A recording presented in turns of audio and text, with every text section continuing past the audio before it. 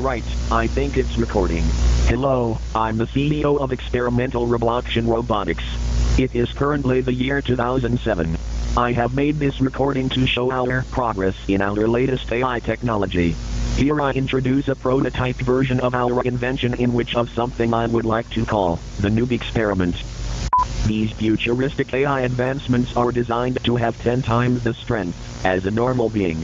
So, if under any circumstances something goes wrong, we will have guards on standby in case anything goes wrong in order to keep our employees safe.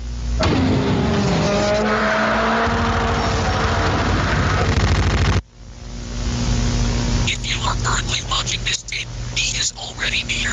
Hide as soon as possible.